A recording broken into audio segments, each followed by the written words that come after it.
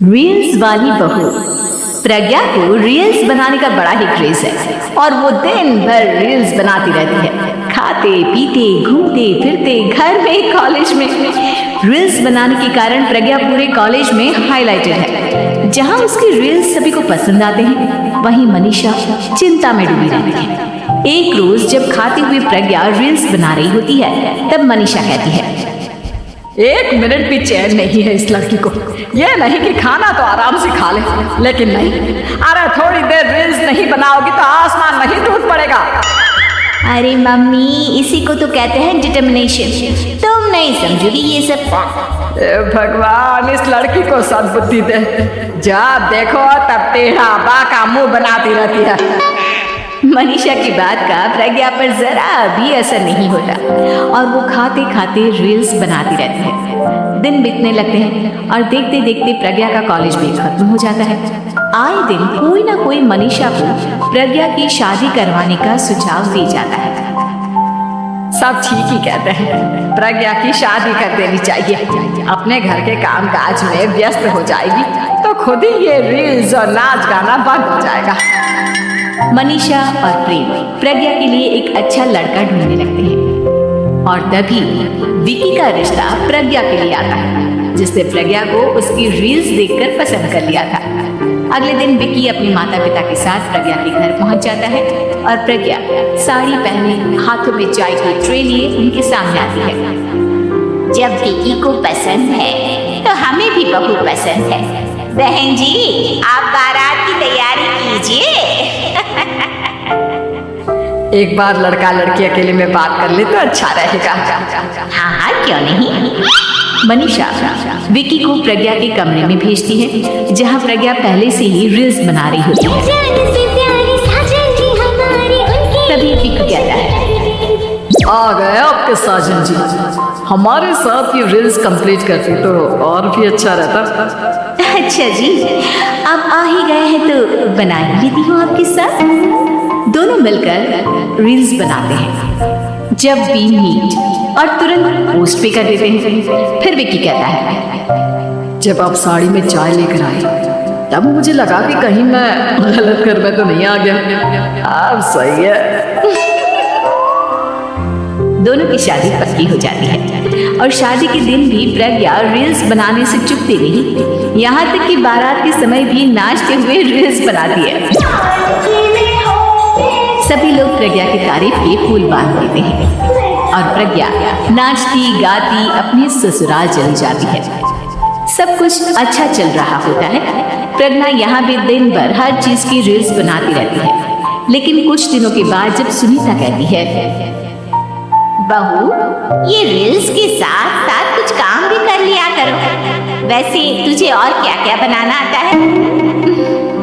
Mummy जी, वैसे तो सब कहते हैं कि मैं सब कुछ अच्छा बनाती हूँ, लेकिन मुझे लगता है कि मैं मैगी अच्छा बना लेती हूँ। हाँ, कॉफी भी अच्छा बना लेती हूँ और मुंह तो सबसे अच्छा बना लेती हूँ। हैं? अच्छा अच्छा।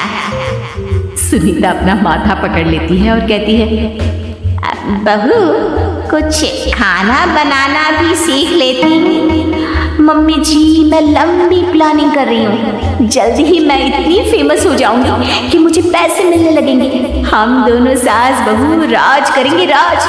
नौकर काम करेंगे और लोगों की तो लाइन लगेगी हमसे मिलने के लिए। तेरा दिमाग खराब हो गया है क्या बहू? हंसी मजाक तक ठीक है, लेकिन इस तरह घर नहीं चलते। जितना जल्दी हो इस घर के तौर तरीकों को सीख लो। प्रज्ञा मुंह घुमाकर चली जाती है और तुरंत उसी वक्त एक रील बनाती है। ये देख सुनीता का गुस्सा 7वें आसमान पर चला जाता है और विकी के घर आती ही सुनीता उसे सब कुछ बताती है। विकी भी अब प्रज्ञा की इन हरकतों से परेशान हो जाता है। तुम टेंशन मत लो मम्मा, मैं देखूंगा।